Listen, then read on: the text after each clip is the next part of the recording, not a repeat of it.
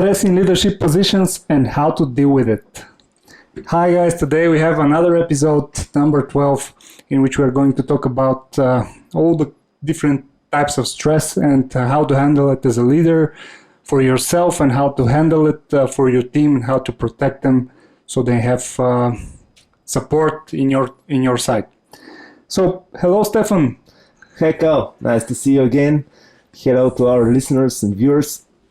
A couple of episodes ago, we talked about work-life balance. We agreed that there should be some kind of balance between work and personal life. But more importantly, one should not review them as separate, fully detached parts, because they're all part of this beautiful thing called life.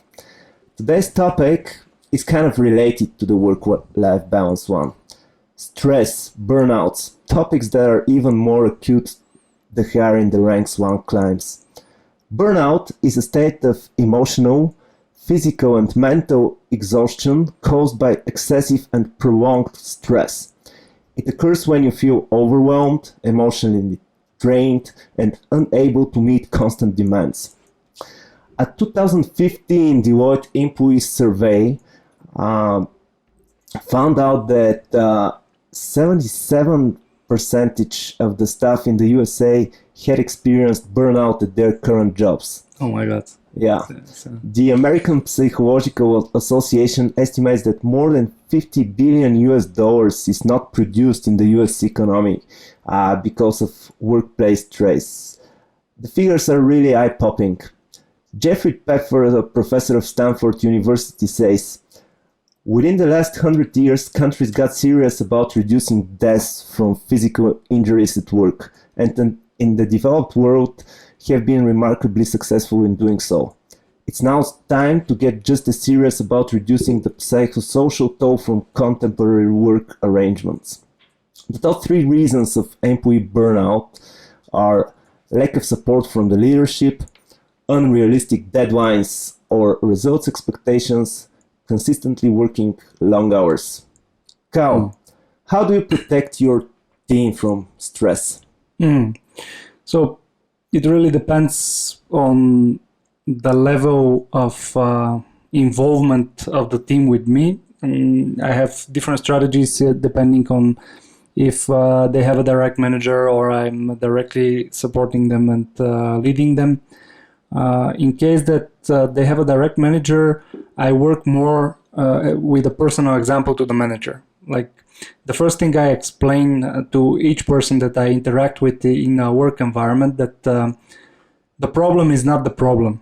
The problem is our attitude against the problem. Yeah. So if you find out, take a moment for yourself, find out the things that are stressing you out, you can easily find a way with your subordinates or with your peers to just delegate and share the load.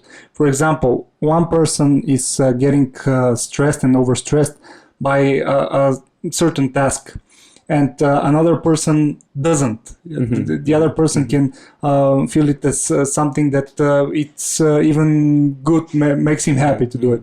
Then if you're in a good collaboration, if your attitude is like, I'm able to find a way to share this burden, even delegate it to someone. If you know that a person in your team is especially good in something that you are especially bad, this is a good time to make some synergy and to just show that you are vulnerable, show the guys that you're human, you're not you're not some machine there to just get results. And in that way, you can do the same thing for your colleagues, for your peers, and even for your subordinates. Sometimes when I see that a person that I'm leading has certain problems, I'll be there to guide, I'll be there to coach, and if I see that it's unbearable at times, I will find a way to disperse this. So this is one angle of how you can protect your team. And another angle is you should always try to explain that this is not something that is defining them. Like sometimes we have to do things that are not things that we love necessarily, but then if it's for the greater good, don't associate it on a personal level with you. So if something is annoying to you, like some data processing or some Excel work, and you say, I'm not this type of person, I hate Excel, but when you burden yourself with these beliefs, then you're going to suffer a lot more. And if I try to explain to the guys, it really comes down again to mindset. Of course, I'm going to give directly an applicable strategy how you can change this. If you change, I'm not that person that does Excel. If you change it to, I'm the person that is going to learn how to do stuff in order to get the job done, then you are accumulating a new belief which will help you to relate your happiness to something that is not indefined with yourself, like a certain small task. You can globalize it and make it worthwhile your time, because you will have such tasks in the future. And if you neglect this, maybe today you're not the Excel type of person, tomorrow you're not the the pie chart type of person. If you switch the belief, then the stress is floating away, because you're not identifying yourself with something that is negative to you. So a little bit of abstract, but it really pays off if you go in that direction and speak with the people to really understand that it's not the thing that we are measuring is not how good you are at a certain task, but how hard you're trying to make the result for the whole good, for the benefit of all. It sounds to me that you're applying some type of coaching techniques. I mean, presenting the bigger picture and the role of the particular person in it, and how the bigger goal is achieved. Yeah, it really goes to my specialty is it comes from coaching. Yes, it comes the value-based image, your identity, the things that you believe in. There are many different ways, many different methods in which you can rearrange your beliefs, rearrange the things that drive you, rearrange your mindset. And then if you do that, you find out that if somebody yells at you, this is not personal evaluation. If somebody yells at you, it's the person that is yelling. It's not. It doesn't have anything to do with you.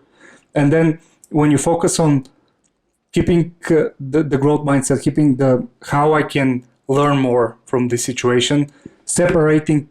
Really, this is some very strong point that I'm going to make here.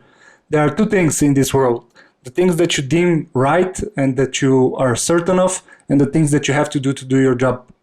So sometimes they don't mix. Sometimes you have a different opinion.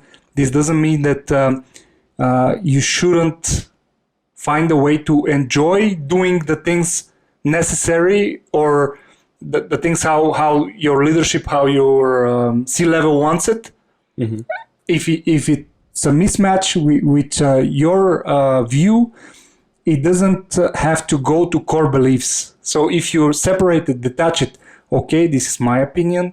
I have this opinion, but I also have my belief that I will do the things according to the company culture, company policy, and still execute to achieve results.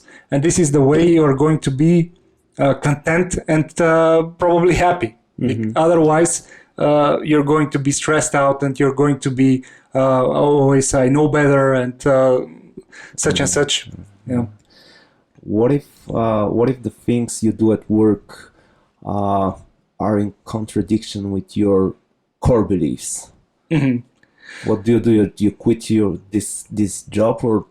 Well, if it goes to, first we have to define what are core beliefs, because if it's ethical, like if it's the true north and your ethical compass is shaken, and you feel that the things that you're doing there are let's say, more or less unethical, then probably in the long run, the solution is to find somewhere that you feel more included and more fitting in. But I always going to say that first, before you do that, you need to have a really mindful, really self-aware time with yourself. Have a piece of paper, a board in which you can put down those beliefs, your core beliefs. You analyze them, where this belief came from, like who made this belief. Sometimes it turns out somebody in fourth or sixth grade made a belief for you that it's not who you really are. Because we always think that our thoughts are who we are, but it's not that way. So we are not our thoughts, because you have 50,000 thoughts every day, and you're not associated with each and every one of them. So you have to put it in a very visible way, and just analyze what are those beliefs for you, and just analyze the other options. Like if you look it through a different angle, more sides, detach and look it from outside, then you can really understand why I'm believing this. So there are good coaching questions. The logical levels state that you first need to know the what, then the how, then the why. But it's always best to start from the top down, and above all of that, above the why, is who. So who am I believing those stuff?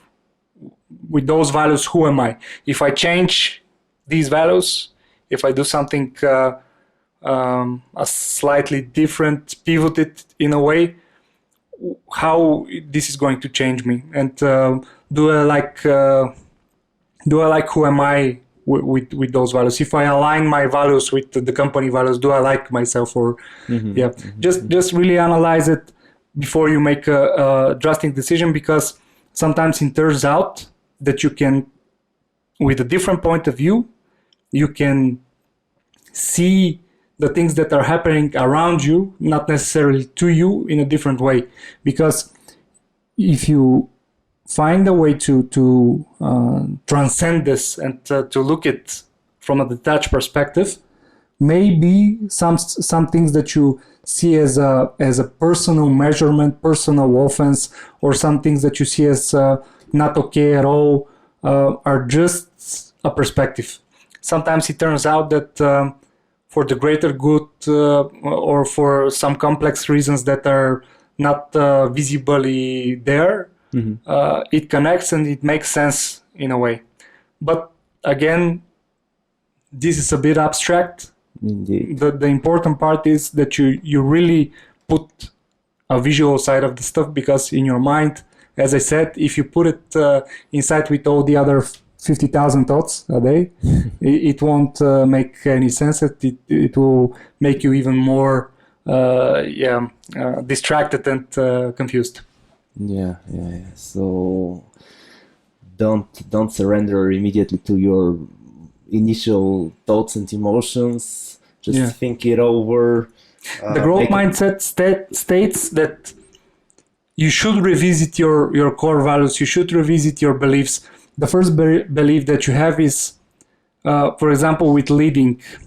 If I have some beliefs with leading, if they don't even slightly change for 3 to 5 years, or even for 1 year, it might be something wrong with you. So if you don't put new angles, new perspectives all the time, it's not really growing. It turns out that you have 10 years of experience doing 1 year of experience 10 times, and not 10 years of experiencing something new, something that grows you. So this is the here the underline the bold. If you have beliefs, challenge them. Otherwise, they're biases. Okay, Thanks. Very, very thought-provoking words from you. So now let's move to some more practical ways to deal with stress. There are some interesting stress-reducing policies that I found.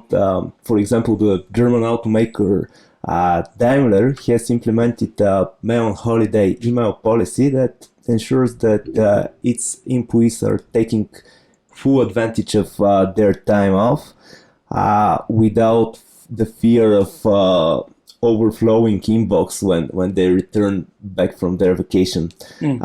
Through this policy, employees have the option to set their emails to auto-delete while they're away from office. And of course, a message to the sender pops up that the email is deleted and he or she should resend it once the employee is back.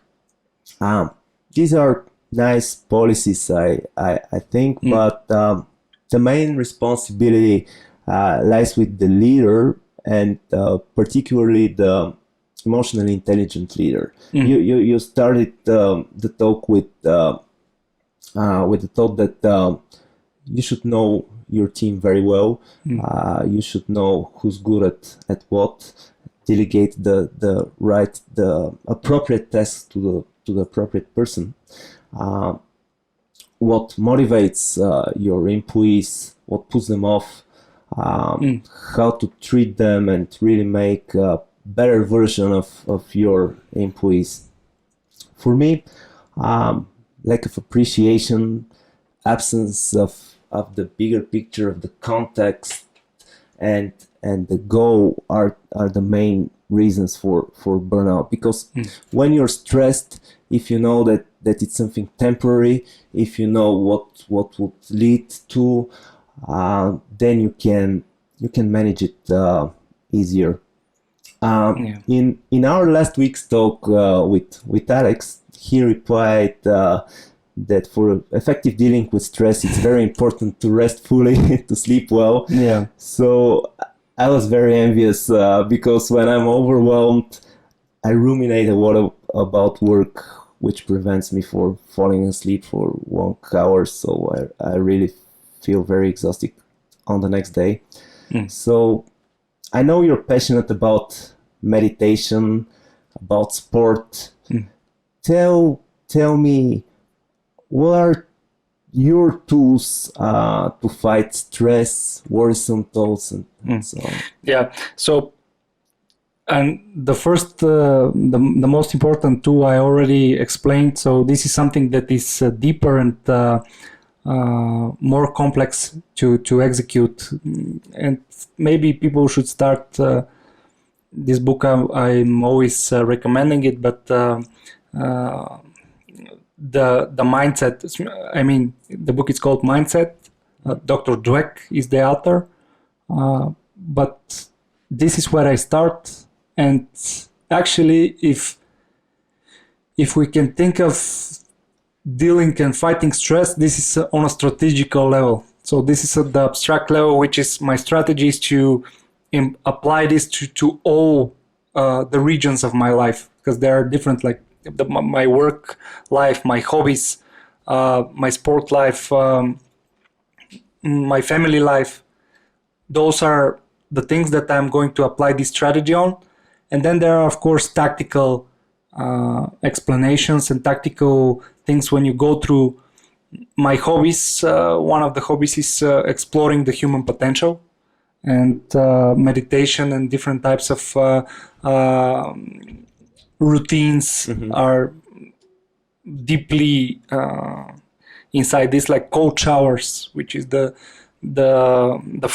thing that is relatable to making your bed. When you start with order, then many people think that your all day will be orderly.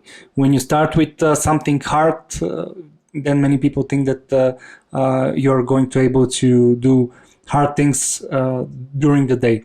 But I'm doing a lot of hard things, so the cold shower is just the end of my shower and the way I feel toned up. And it's not the main tool for me. But meditation is, I cannot say any bad thing about meditation. So I was skeptical a few years back, like, I don't know, 4 or 5 years back. Then I had, let's say, a burn down situation. And I started to explore all of the things that are related to just restoring and upgrading the neural system. When I found out that the brain is plastic and neuroplasticity is real, a lot of research behind that, then I really got into it. So there is no excuse of not trying it. There are different types of meditation, different types of consciousness. For example, I know very successful people that are not into the traditional type of meditation, which is empty your mind and just label if any thought occurs, and be on the level with your breathing. And this is what really develops your prefrontal cortex. There are people that are thinky-tating. So one applicable tactic that I can share right now is do the so-called box breathing while thinky-tating. But this takes a longer time. The box breathing is as follows. You inhale slowly and deeply to the full extent, as much as possible. So there are ways you can inflate even more, but this is beyond the scope of this episode. Then you hold for 4 seconds. Then you exhale for 4 seconds. And then after a short pause, depending on your level, you inhale again. So this is the box breathing. And then you can really go into the different states of your mind, because we have the alpha, the beta, and there are different levels. Theta state is the ones that you really tap in your unconscious mind. But this is the only way you can reach those. Sometimes in your sleep you can also reach those, but this is the way you can consciously do so. And when you do that, you realize that after this, you're able to create more ideas in this state. And then when the flow, like it breaks and the waterfall starts, and your day is full of new ideas and new perspectives and so on. But this is a process that you can go deeper in and realize what are the ways to do so. For the classic meditation, you need to be focused on your breath. Even counting helps, because counting is this is a technique that comes from speed reading. But when you count while you breathe, you are making your inner voice in your head busy with counting. Yes. So you do 1, 2, inhale 1, exhale 2, inhale 1, exhale 2, and then the other thoughts are blocked to enter. So you have to focus on your counting, and then when you get really good, you focus only on your breathing. And maybe you see a light, maybe you see something else. And when you have a thought, then you just say, okay, this is the dog barking, and return to the breath. So there are plenty of videos that are explaining such tactics, but the underline is that if you are really serious about dealing with stress, if I don't implement this to my sports, for example, because I'm competitive nature, I like to have high results. I'm always trying to reach more. Sometimes there is a barrier. I won't stop at it, but this is because I put it on my mindset. And I know that even if I go 7 steps back, I will then again try to go 8 steps forward. And it all becomes like layered. Strategy level, change the beliefs, change the mindset, then tactical level, a lot of stuff applicable for different situations. For example, for work, meditation is ultimate as a tactic. And then on a really lower level, you have the routines that you can do in the morning, in the evening, even during the day. And you are what you do every day in the end. Yeah. So one more example that I thought of. I have a newborn. and she has the colic, the things with the tummy that makes her scream a lot. Yeah. So I've managed to believe that this is a pain that will make her stronger, and I should soothe her, but I should not let my emotions get in the way to help her, like to get angry or to get annoyed or to just feel too bad for her. And in that way, when I'm with this mindset, I really feel that she calms down when I'm around her and I hold her, because I transcend the energy and the vibe. I think it might get too deep for the episode, but we can discuss it later on with more details. Yeah. Oh, thanks for sharing your advices, your thoughts. I think it would be very useful just in the comments to share some interesting breathing videos, breathing technique videos, which would help our listeners to achieve this state of mind. Search for it in the description. Yeah. So for me, it's very important to have some physical activities, to disconnect effectively from work, build boundaries between work and resting, take time off, set your time and priorities straight. So very interesting topic, very interesting thoughts and advices shared again from Kal. So final words. We covered a lot, yeah. Yeah. And so final words. I like what Alex said in the interview last time. I deal with stress by not letting to be stressed out. By avoiding it. Avoiding it. He said it in a funny way, but avoiding it really means all the things that we talked about today. It really means being able to